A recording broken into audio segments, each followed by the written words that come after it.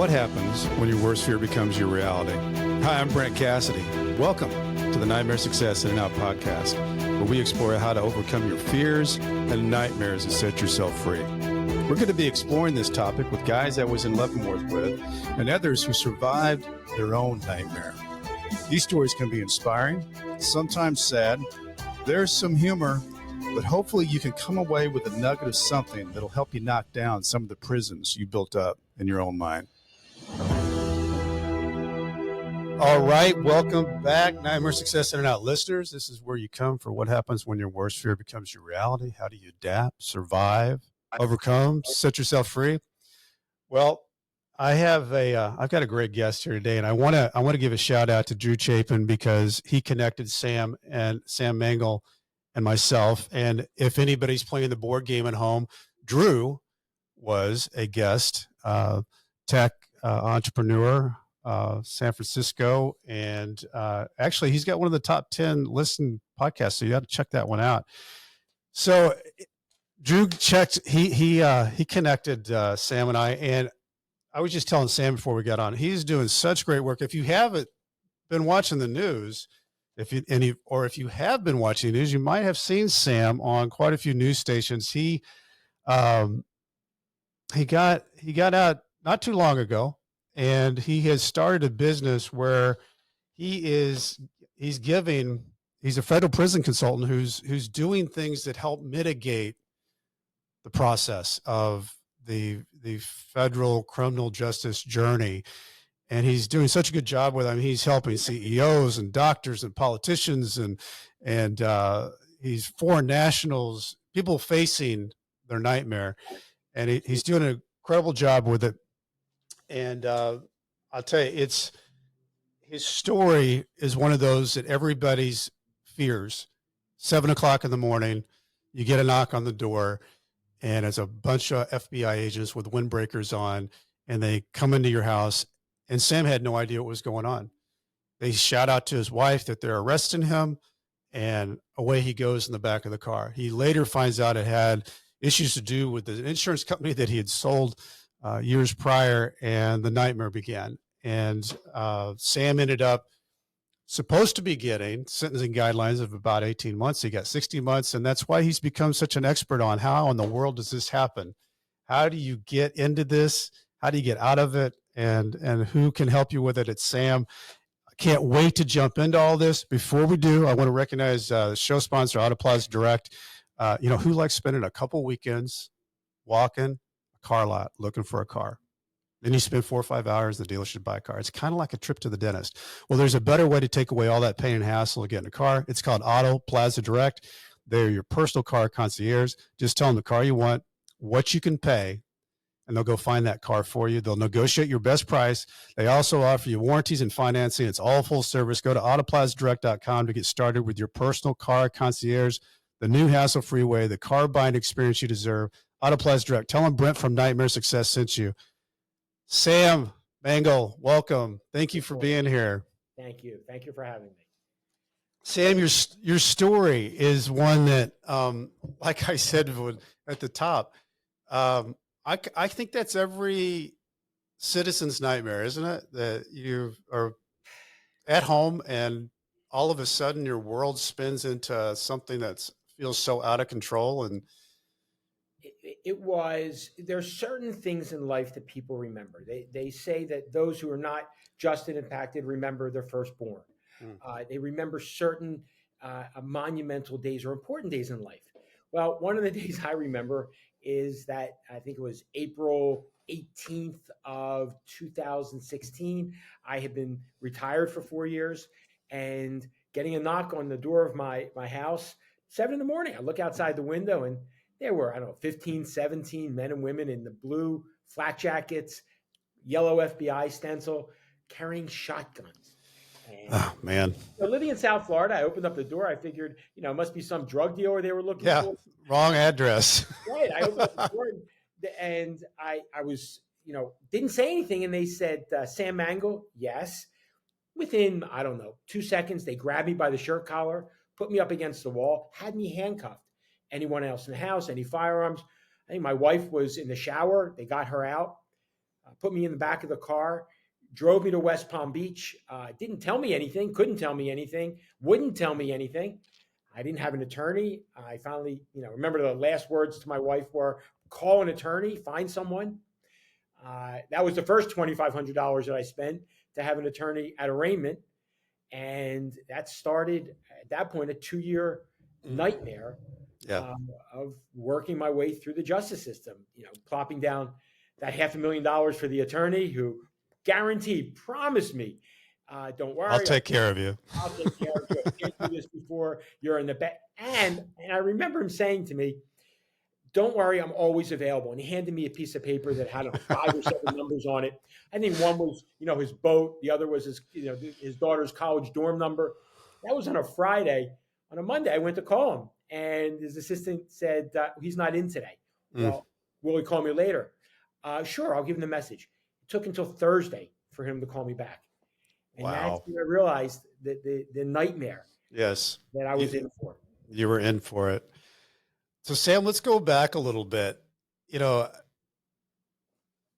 you grow up in that area in Florida? Like, what was your life like growing up as a kid?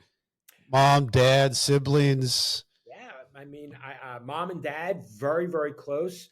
My brother's 15 months younger than me. He's a physician in Atlanta, perfectly adjusted public school education in Cherry Hill, New Jersey. Graduated, went to my freshman year and part of my sophomore year from where you're from, WashU in St. Louis. Yeah.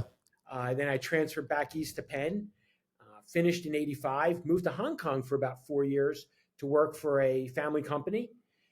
Came back within a week. What was that like? Hong Kong, and what time period was that? It was before the turnover. It was a British colony, and it was one of the best experiences of my life.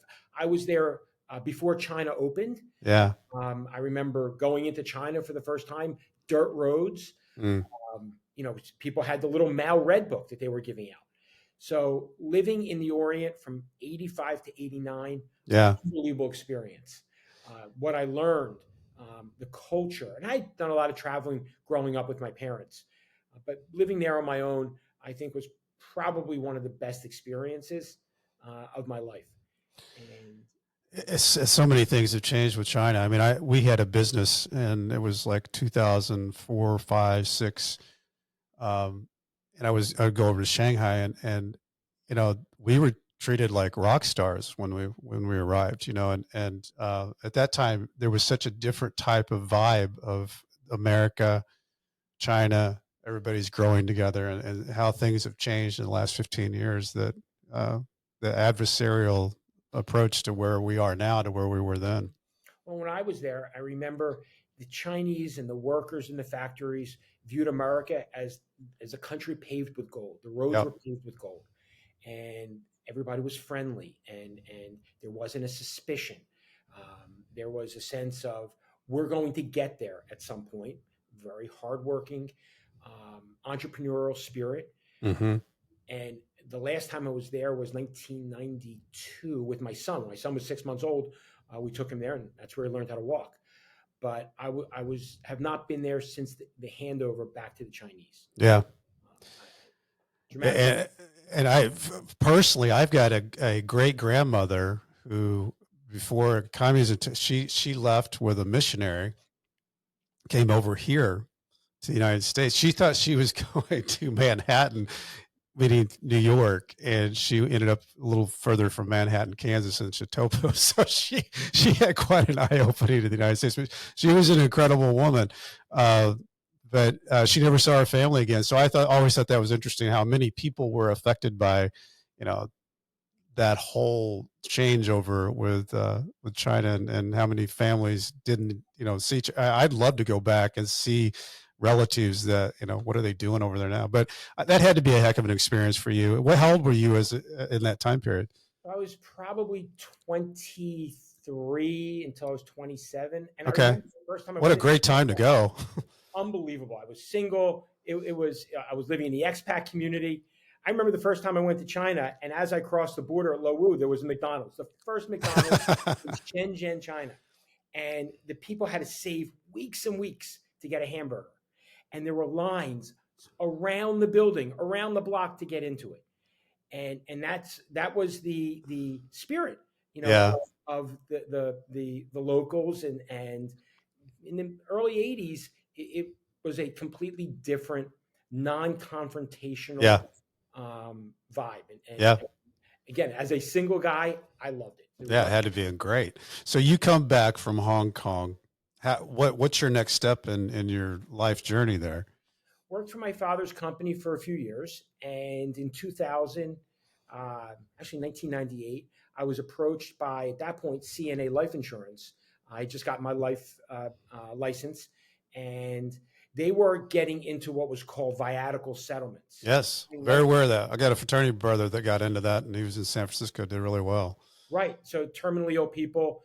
And that's not something that really appealed to me. I felt that it was preying on the terminally ill. Yeah. And to me, that was more like vulture capital. Mm-hmm. So I approached the actuaries at CNA and said, guys, if you can underwrite mortality for a certain period of time, in that time, I think it was 4 years or less, you can do an extension by, extension risk, and go out to 8 years and 10 years, and still the same underwriting, same discounting procedure. But why not buy policies? It's an asset, a fungible asset, on individuals that were in their 60s and 70s with still a somewhat defined mortality. Maybe they had heart, cardiac issues, diabetes, things that were known to reduce life expectancy, Mm-hmm. and present value that asset for them.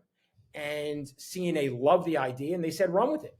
So from about 2000 until 2010, 11, I became the largest broker of, at that point, it was called life settlements. We weren't really dealing with terminally ill anymore. And we were transacting billions of dollars of this a year.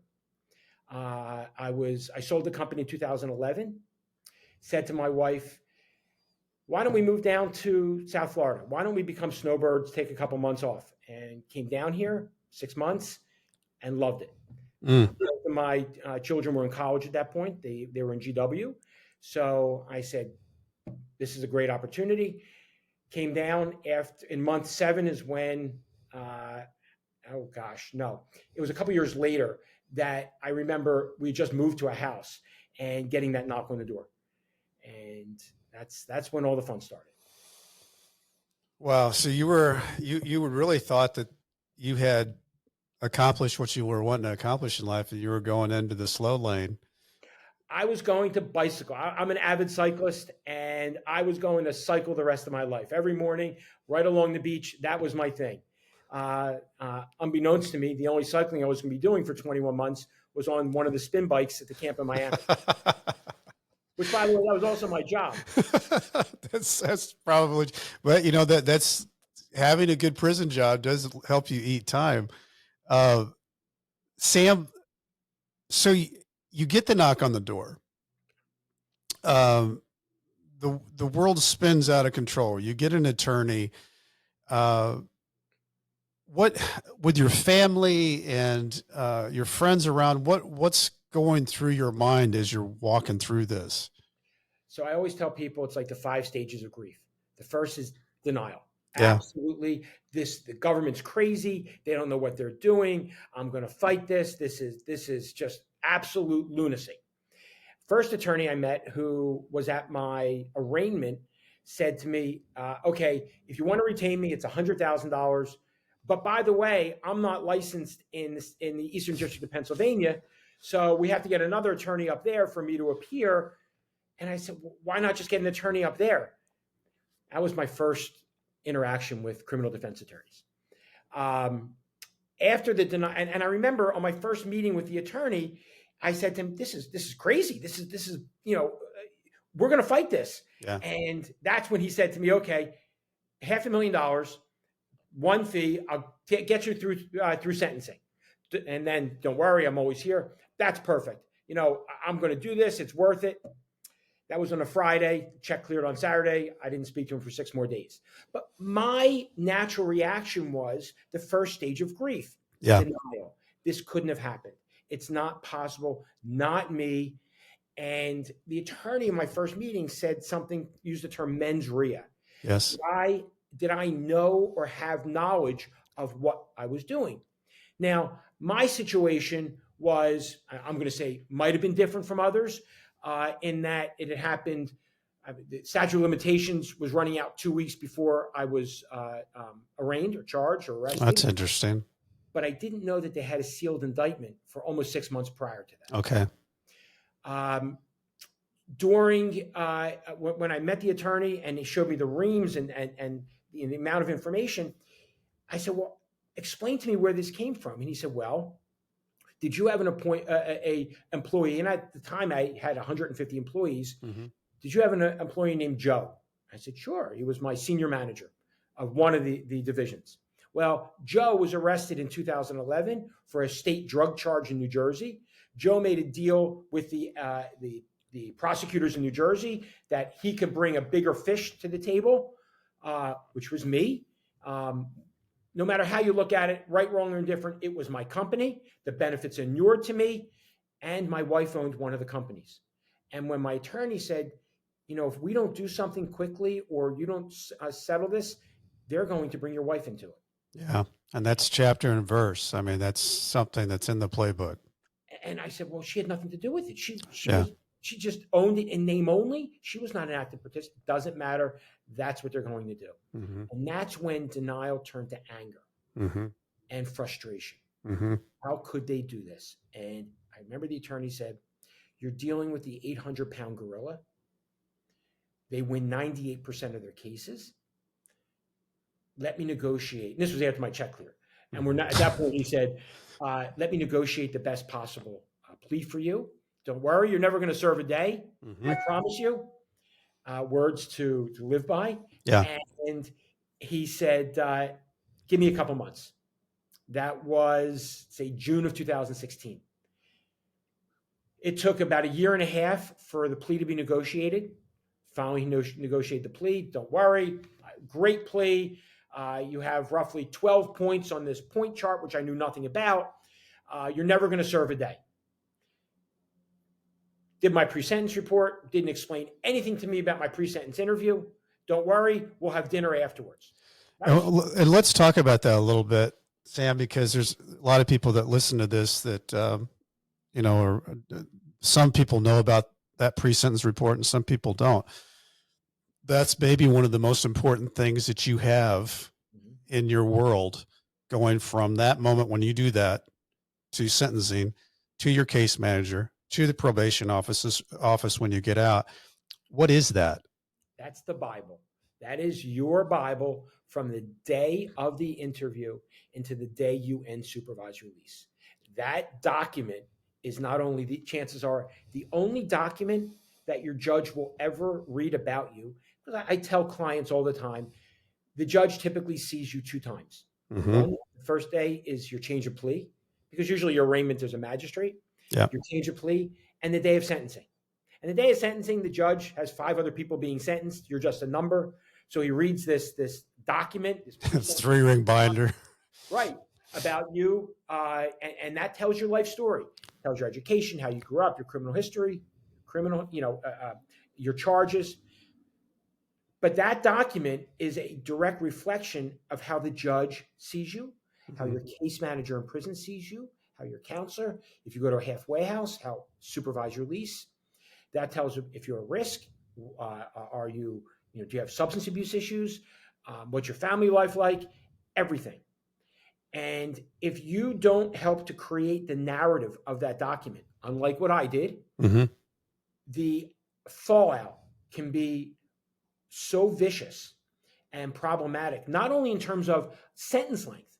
It could cause the judge to see you in such a negative way, like myself, that it increases your sentence length. It could potentially decrease the amount of non-custodial halfway house home confinement time you have. Yeah. And how much freedom and liberty you get from supervised release. And if I can share how mine went. Yes, please do. Exactly what your guests and viewers should not do. So I went into my meeting and my attorney said, don't worry, it'll be over in a half hour. We'll have dinner and drinks afterwards. Mm-hmm. And during the interview, the young lady, who I'm sure is a very nice person, asked me a question. And one of the questions was about a trust that I had.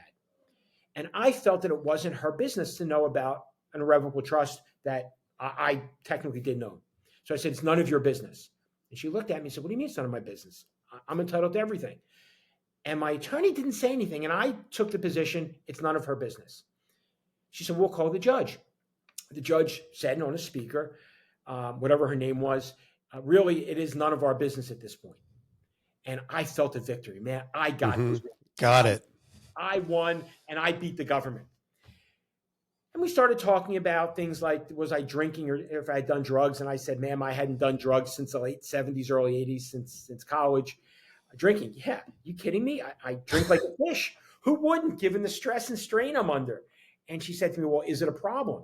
And I said, well, not so much for me, but it is for my wife. And the only thing I'm thinking of is I got to get out of here and have a drink.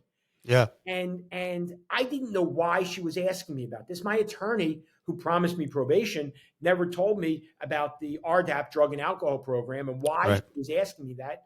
But fortunately, I answered that question honestly, but without knowing the significance of it. Mm-hmm. Day of sentencing, I turn up and that interviewer was sitting there, and unbeknownst to me, she was the judge's favorite employee. And she smiled at me, and she had the last laugh. And I remember, and we'll kind of skip ahead to the day of sentencing, and my attorney got up and said their piece. Prosecutor got up and recommended 12 months non-custodial, followed by 3 years or 2 years of probation. And it was my turn. And I was still mad as hell at the judge and said what I did to the judge in the court. And the judge, and this is one of those things you'll remember, judge looked down on me, and this was a particularly difficult judge, well known for this, looked down and said, Mr. Mangel, you are no different than any vagrant on the street. You are actually worse. Clearly, you came from a better background than many people who stand in front of me, yet you do not understand the gravity of your situation. You clearly accept no responsibility, show no remorse for what you did or your victims. That diatribe went on for 20 minutes. And afterwards, he said, I'm going to do something I rarely do. I'm deviating from guidelines or recommendation, and I'm giving you a sentence of 60 months. And I looked down. I thought he said 6. I looked down at my attorney, who wrote 60. Last time I ever saw my attorney, 60 on his legal pad. And then I remember the first thing I thought was, wow, I'm going to be in prison for 4 years and 2 months, 85%. And he remanded me to custody.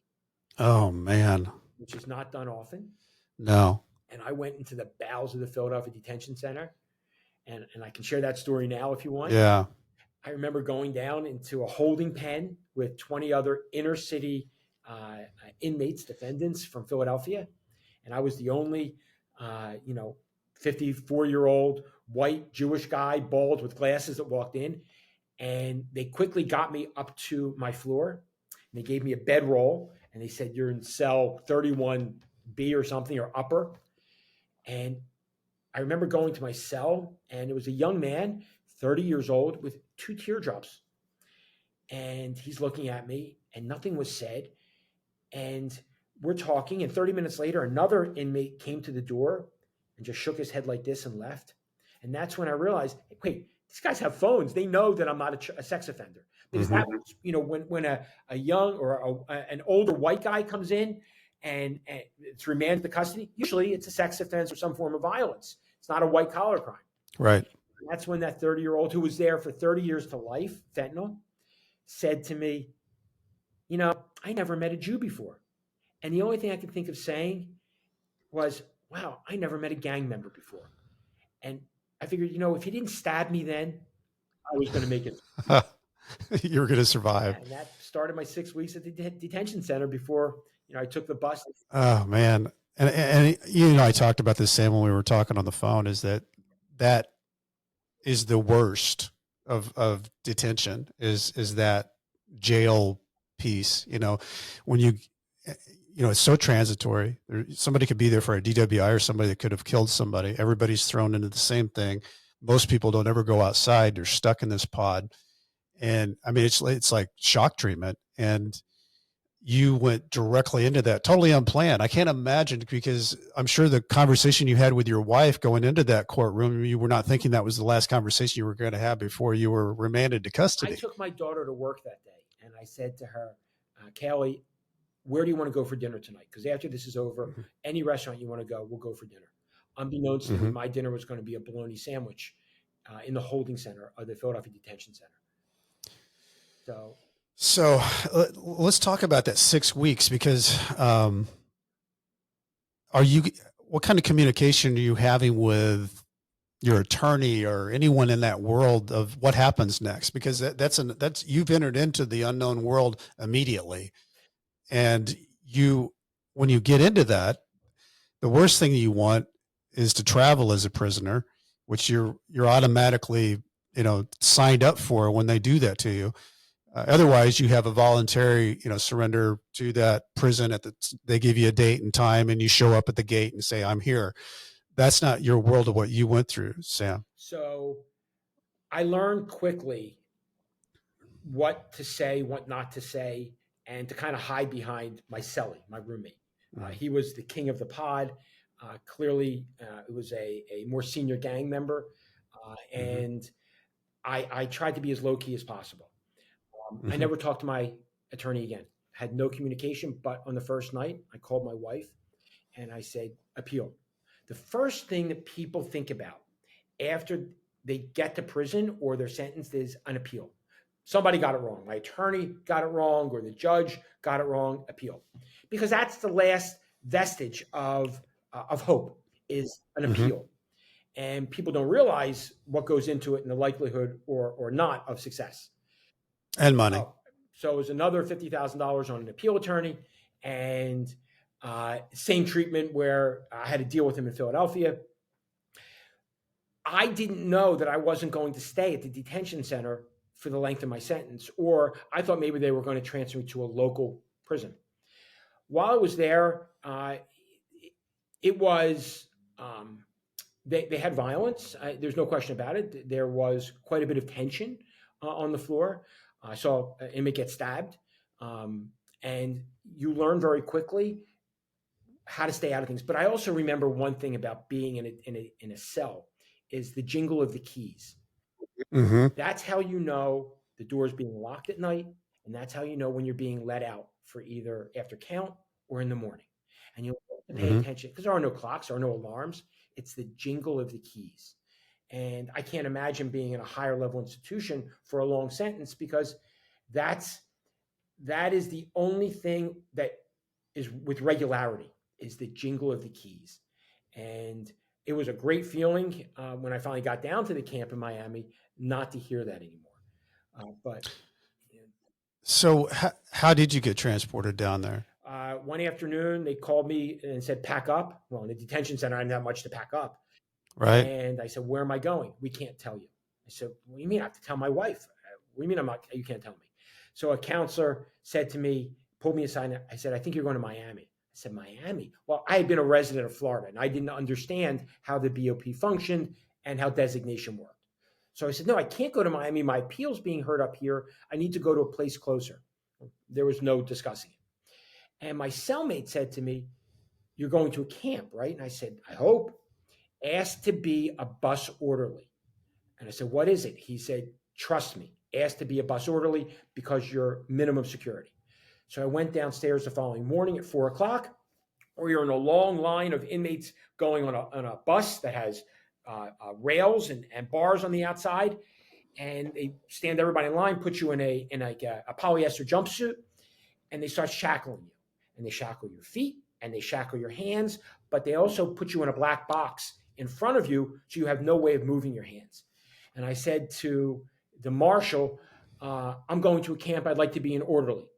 He said, well, how do you know about that? And I said, I don't, but I was asked. He said, okay, you're the orderly. I said, this is great. We're getting on a bus now. It was Thursday morning. I'll be in Miami by Friday night. Perfect. And I'll be an orderly. So the only thing in the orderly is your hands weren't shackled, but your legs were. And when they march you on the bus, they assign the seating. And I was the person to give out water and food to the people on the bus. What a great thing to get as advice from your cellmate. I thought, this is perfect. It's 19 hours to Miami. I'll deal with it. Till I realized that's not how the BOP transports people. It's called diesel therapy. So the first stop we had was Washington, D.C. to pick up and drop off people. Then we stopped at Petersburg, Virginia, where they said, get off. I said, I'm not getting off. I'm going to Miami. Get off the bus. Got to be a mistake. Maybe they want to clean the bus. It shows you how diluted my mindset Sure. was. Got off the bus and they marched us into Petersburg where they re-stripped us, gave us a bag of bologna, and put us in a cell. And they put me in a cell with somebody, I don't remember who it was, for 5 days. And that cell, thank God, had a shower, but I couldn't get my wife. My wife didn't know where I was. She just knew I wasn't in the system anymore.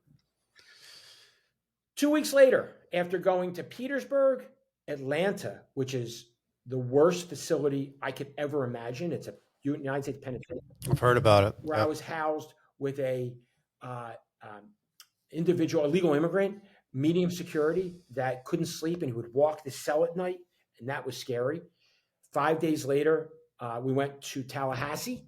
We were for one night. Finally, 2 weeks later on a Friday, got to the camp in Miami, and I. Have you ever talked to your wife through this whole process? One time in Atlanta, I was allowed to use the phone. It cut off after about a minute. So that was it. Got to Miami. Wow. Thinking, this is perfect. I'm in Miami. I can see the camp next door. No wires. Guys are outside. They're running the track. Guard said to me, come inside. I went inside to R&D, the reception, and he said, Mangel, you're in the SHU. I said, SHU? Is that a unit? He said, no, we don't have your paperwork. I said, I've been on the bus for 2 weeks. How could you not have my paperwork? Sorry. They put me in the SHU for the weekend, which was pure hell. It was 2 nights of banging and yelling. Finally got out of the SHU on a Monday morning, went across the street, and I was in the camp where I spent 21 months roughly of my 60-month sentence. Wow, Sam, what an entry into the world of prison.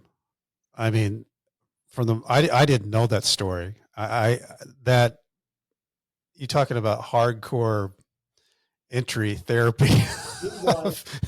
I mean, when you got to that camp, I'm sure you felt like I'm in prison, but okay. Well, so the first night, an older gentleman said to me, am I there for RDAP? I said, what's RDAP? I didn't know what RDAP was. Remember, I was getting probation.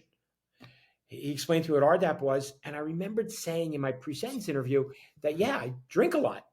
And back then, Miami was actively seeking participants to the program. They needed people in the program, yeah. So I went the next day and I applied. That was May of 2018. They put me in the August class, and I completed the class there. What was interesting is I remember about 2 weeks into my stay in Miami, another older gentleman came running down the hallway. President Trump is closing all the camps. Big budget change. That's where I got exposed to inmate.com. Yes. And I ran to the phone and I called my wife and I said, Candy, you're going to have to come pick me up in a couple of days. Trump is closing all the camps. She said, really? Yeah, really. This guy just said it. Well, I didn't know that inmate.com existed and all the wishful thinking goes along with it. So in many ways, it was diesel therapy. It was shock therapy, all in a very short period of time. Wow. So you get into this unknown world where you're going to be spending however long that you start mitigating your situation, but how did you have any strategies at all going, Sam, into that crazy unknown world, or did you just walk in after spending the time that you spent getting there? Were you in shock, worn out, or you were thinking, okay, this is a recharge. Let me figure out how I'm going to live here? The latter. I think that I was exhausted from the 8-week experience. And at that point, keep in mind, there was no First Step Act. That didn't right until the end of 18. And I didn't know about RDAP. So when I got into RDAP, I realized, okay, well, that's 1 year that's going to come off of my, 4-year and 2-month sentence. But which is a huge thing. I mean, even when you go in and they do your interview or whatever there at the prison, you don't know for sure until it shows up that, yes, you've got accepted, and it shows up in your release date that they've knocked a year off, which is huge. When you're looking at you and I both had 60 months and you can count that any way you want to, but it's not, it's 60 months. Yeah, and I remember when that year came off, and I called my wife and I said, it's now down to about 37 months roughly. Again, still, and it came off before the First Step Act still. But yeah, it wasn't until COVID hit that things started to change. And I'm a big fan of telling people when they enter prison, you want to be a little fish in a big pond, because especially in camps, guys are all still living what they perceive to be a dream. Hmm. A lot of guys were very successful and lost it all. For instance, the only person I was considered somewhat friendly with in the camp in Miami was Peter Madoff, Bernie's brother. Great guy. Hmm. We used to walk the track at night. And a lot of the white collar inmates there wound up losing everything. And they Hmm. still live the life of, well, when this is over, a helicopter's going to pick me up and take me to my Gulf Stream. And there's, in many ways, almost psychosis. Hmm. You can't really call people out on it. You just shake your head and okay. But what I wanted to do was not only be quiet and kind of a wallflower, but Hmm. also I always tell people, know your audience, know the counselor, know the case manager, and in my case, know the warden.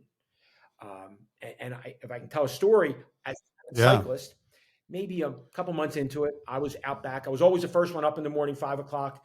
And in Miami, the spin bikes, which were old Schwinn bikes, they weren't the new bikes you see now, were underneath a pavilion, and there were some TVs outside. So I was out back. One day, 6 o'clock in the morning, the warden walked up to me with his administrative assistant, and he said, I always see you out here by yourself in the morning. Have you been riding for a while? And I said, yes, this is my passion. I really enjoy riding. It was right around the Tour de France of 2018. And he said, well, let me tell you, I'm a new rider and I got this bike and it's just not fitting me well. And I don't know what it is. Maybe you'd be willing to give me some suggestions. I said, sure. He said, well, I'll bring the bike in tomorrow and I'll put your name on a call out and you'll hear your name paged because my office is in the low next door. His office is in the camp. Can you come over and help me with the bike? Sure. I didn't, no reason not to. Till one of the older inmates that had been through the system for many years said to me, "Are you talking to the warden?" I said, "Yeah, he came up. You can't talk to the warden." So why? The guy just came up to me about cycling. If anybody sees you talking to the warden, they're going to think Thinking you're you're a or a snitch. snitch, and it's a problem. I said, "It's not my problem. I don't care what you guys do, and I'm going to talk to the warden." Went in the next day. My name was called out and escorted me because you have to go through security into his office. And there's a big box of Dunkin' Donuts and Dunkin' Coffee, and a TV was turned on to the Tour de France. And then at that point, I figured, all right, I can make it through this. So I helped the warden for this bike. He said, if you want to come back the next couple of days to watch the tour, you can. I appreciate your help. Okay. When I went back that night, the same inmate who threatened me said to me, hey, and I must have mentioned I was going back. Any chance you can find something out for me? Whatever it was, he asked. I said, well, so you want me to ask the warden a favor for you? That would be Uh-huh. really cool. Sure, I'll ask for you. Well, all of a sudden now guys are coming up and saying, hey, can you find something out from the warden? But the warden said to me towards the end of that 2 weeks, listen, if there's anything I can do for you that's appropriate, not illegal or anything, I'd be more than happy to try. I remember in October of 2019, the case manager called me in and gave me my release paperwork and said I was getting 6 to 9 months halfway house. I was being released July of 2020. And I remember I could get 12 months. That's what you're allowed on a 60-month sentence with home confinement. And I remember the warden said, well, if there's anything I could do for you. I emailed the warden. Do you remember you said that to me? Can I meet with you? Yes. At 4 o'clock that afternoon, I get paged into the case manager's office. And this was a really angry case manager. She did not like me. I don't think she liked any white collar guys. She said, Mangel, you went over my head. And I said, yeah, I did, because I was entitled to 12 months. You got your 12 months. And a lot of expletives between you went over my head and Yeah. you got your 12 months, handed it to me. I never want to see you here again. Okay, that's it. I walked back out. Never had to see her again, but I got my 12 months. So reading your crowd and knowing you're in jail, you're in prison, Mm-hmm. you're with 85% of the people have nothing, have no money, Mm-hmm. and everybody has a hustle. Understanding your environment, and what really got me into this was I saw guys with charges greater than mine, guidelines greater than mine, that had sentences well under mine, that knew about RDAP. remember saying to a couple of them, how did you know this? Did your attorney? My attorneys knew nothing. We hired a consultant, and they gave me a name of a couple of different consultants. And I remember saying to my wife and daughter when they came to visit, because they kept saying, what are you going to do when you get out? I'm going to help people. I'm going to be a consultant. And my daughter was livid. She thought, you have to stay away from this business, this industry. Why would you want to stay immersed in something this horrible? And I said, because I think I can help people and I understand the system. And I got out and I interviewed 4 or 5 companies, wound up going with one of the larger companies in the country. Left them after about 2 years because of a difference of opinion, and started my own, I guess, in December of 22, and never looked back. It's a great story, Sam. And you and I talked a little bit about this because it's reentry is hard, but one of the things I think is so great about your story is that you are who you are now. You were a successful entrepreneur, successful business. You got taken down a track that you never thought you'd be down, but they didn't take your brain.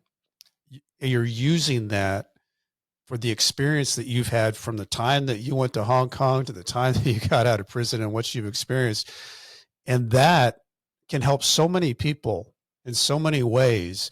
And I think that's the thing that, I find, I think I've been out 7 years is when you first get out, it's kind of like you have to find your sea legs, it's like, oh my God, I'm out. And, you come out with this gusto, I'm going to conquer the world, but you do find and can find your passion, and I think that's why you are have done so well in a short amount of time is a passion. You get filled up with that. You get, and one of the things you told me is it's not about money to you. It's a lot of the things you do. You make money doing this, but you also just help people. And you balance that out, and it's a needed thing. People are scared to death in this environment of the criminal justice system. And somebody who truly has good intentions to help someone can be a lifesaver, can actually save someone's life.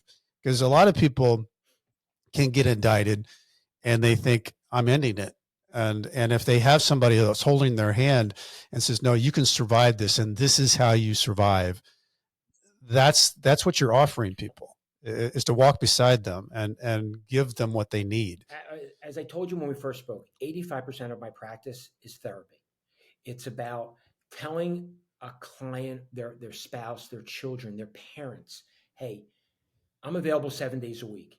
And I don't tell you that because I expect you to call me 7 days a week, but you're going to get scared on a Saturday night because you watched Orange is the New Black or Oz. And the fear of the unknown and the opaqueness of prison is what really causes a lot of turmoil and strife within families. And if I could bring down the temperature so much to where the family is ready for it and understands it, and they don't have to be happy about it, but they're emotionally, physically, psychologically ready for it, and understands what they're getting into. I remember when I first got out and the company I worked for said, you can't do this. You have to be behind the scenes. You need permission from your supervisor release officer. And I went to him and I told him what I wanted to do. And he said, yep, you got it. No problem. And what's interesting now is this coming Saturday, I'm going back to the camp in Miami to visit my client who's there. And I got permission. So when I filled out the visitor form and I emailed it to the counselor, you have to indicate, are you a felon and who was your supervised release? And I had to indicate it all. And he got back to me and said, yep, you can come. So my family saying, why would you want to go back? It's because I know what it's like sitting on that bench in a green outfit and waiting for the vending machine line. And when I tell people this is going to be a blip in time and it's going to be over. And what really upsets me is when people say to me, well, what am I going to do when I'm out? Or I have no future. And they have a family to support. And I say, I just want to smack them on the head and say, stop it. You were successful before. Whatever you did, you were successful. You might not be able to practice medicine or law again, but the knowledge that you had, that made you successful will make you successful again. And something else. Exactly. Yeah. And I've helped people get jobs in car dealers, and they're now the manager of the dealership. So Right. it's not, oh, woe is me. What am I going to? No, guess what? You have mouths to feed. You have a responsibility. Mhm. You have victims you have to repay. So stop with the pity party. Let's figure out a plan. And my mentality is, as a consultant, 15% of what I do is projects, Mhm. helping people with the interviews and different specific projects. 85% of my time is talking to them and helping them get through from step to step to step. I get 50 emails a day from clients in custody with different things. The funniest is I heard that new criminal justice and 50%. That's okay. I went through Mhm. that. So being a consultant is not about writing a narrative for somebody or a fancy release plan. It's about helping somebody understand the situation they're in and get through it, because it will end. No, and that what you just said there is so powerful, because it's a mindset, and you're taking them from, if they have a victim mentality, you're bringing them over to the side of a survivor mentality, and that's how they will get through it. I want to talk to you about too is one of your takeaways through this, but I want to recognize Nightmare Success Podcast is sponsored by the White Collar Support Group. It's the world's first support group devoted to people navigating the white collar criminal justice system. I'm a member of the White Collar Support Group, and I can tell you this is a bunch of people who help each other through the criminal justice journey for free. Whether you're just starting your journey or you've made it through to the other side, this is a great space for you. Come join us on Zoom, Mondays, 7 p.m. Eastern, 4 p.m. Pacific. For information, go to prisonist.org. That's prisonist.org. Start here. So, Sam, when you first started, because the other thing I love about what you're doing, I just happened to see you, and I think it was on CNN. When I'm at home, I'll put up all four screens with my YouTube TV so I can see all the different networks. And you popped up, I think, on the CNN square, and I thought, oh, that's interesting. And what I love also about what you do is you're a great voice for the justice impacted community. You do a great job being, a consultant for someone individually. What I also love is that you get on and you're a great voice for us. And by you being one of us and being seen and talking and communicating, it's breaking a narrative in a sense. That whatever that narrative thing is that is brought on by an ex-felon, the way you present yourself, the way you talk, and the way that you present the community is also creating its own path. And I know that there's, and I know you're probably aware of that, but that is a big part of the reentry community. Is we all have to break the narrative, because we all carry that extra scarlet letter on our forehead that we're going to be an ex-felon for the rest of our lives. But that's how we handle it, by overcoming and carrying that weight and finding a new path and getting your passion, doing whatever, and helping break the narrative that all of us go back to prison. Everybody's, a lost cause. And I think that's one of the great things about what you're doing. Love the consulting, love the mitigation, but the fact that you're on TV and you're doing the things that you're doing helps the overall community. So it's also a big deal. I don't let, and I tell everybody, don't let the scarlet letter define who you are. If you Right. do, you're doomed to fail. But if you Yep. say to yourself, yes, I had an issue, I've overcome the issue, that's not who I am now, and move on. As a father, a husband, and a member of my community, I have a responsibility to a lot more than just myself. If I was selfish and worried about myself only, then I could sit and woe in my own pity.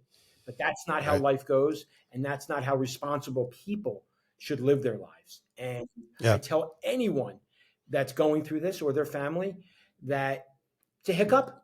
You know, That's another point I don't want to just brush over. Um, you and your family survived. Your family stayed intact, and it was a nightmare. And it's something that the whole family goes through. It's not just you. the whole family experiences this nightmare and they figure out how to get through it. I also see that as something you help people with, because the saddest thing that I ever saw in prison is seeing people lose everything in their family. Those are really, really dark days. And if we can do anything in our world of helping families try to stay together, that's a huge thing for people to navigate through. But if it can be done, I think it's a game changer in the I was end. just married 35 years, and my wife is a frequent speaker of spouses that are Hmm. going through this. And I always tell the spouse, you can talk to clergy, you can talk to support groups, you can talk to friends or family, but there's nothing like talking to someone who's gone through it and come out the other end successfully. And my Yep. wife often tells people the worst experience of this is when I came home and she lost the TV pusher at night. Okay, in hindsight, if that's the worst thing, we can deal with it. Well, I so identify with that. I had a wife that I always say that she should have worn a cape for the superhero status that she had. I had 3 daughters, and I think the way they got through it was looking at her as a role model of how she got through it. And she was one of the wives that showed up every week, and that's how we stayed plugged in. And it was a 4.5 hour drive one way, and those things that spouses do when we're in is remarkable. It really is. She held down the fort. It really And is. like she tells me, before this happened, she never opened the checkbook, ever, never paid a Yeah. bill. My wife didn't either. Now she only does the That's checkbooks and exactly the right. bills. She never And I did said, all. that's great. I never liked that. You learn very quickly. And it's an unfortunate way to learn, but Yeah. we learn. Yeah. I always ask people this question, Sam, and I'm curious what your answer is on what do you think is your greatest takeaway through all of this that you've experienced? A certain probably sense of humility and uh, a loss of arrogance, because Mm. that experience is humbling. So humbling. When you're told lights go on at 6 in the morning, everyone wears the same color, eats the same meal, has the same amount of money every month to spend. I think it's not only humbling, but it gives me a new way to. I'm a lot less judgmental of people, Yeah. and much more forgiving to family and to anybody, because people are not perfect. Inherently, we make mistakes, some worse than others, and mistakes have consequences. And I don't feel that you can judge someone necessarily by the mistakes that they made, especially if they take the action to either correct it, own it, and move forward. Um, and that's Absolutely. That's really what I've great. learned. That's a great takeaway. And it's so true. It opens up your eyes to so many things. Sam, if people want to get a hold of you, where do they go? Is it No, sammangel.com? actually, interesting story. The former firm that I worked with bought my name for a domain name, so you can't use Sam Mangel. I actually take that an honor. They bought my name. Backhanded Right. compliment, sure. So it's sam-mangel.com. You can Google Sam Mangel, or they can, just look me up, call me. The best place is just to Google. You have a YouTube channel I have a too. YouTube You've channel, but just now you can Google Sam Mangel and it doesn't go to my former firm's website. I love it. I love it. And for any of you out there, I know that you had to have gotten something from this today because Sam's got one heck of a story with a lot of nuggets of wisdom. Follow, subscribe, share. It's a big deal. Comment. Hey, if you're looking for a book out there, I've got one, Nightmare Success, Amazon, Barnes and Noble. Go check that out.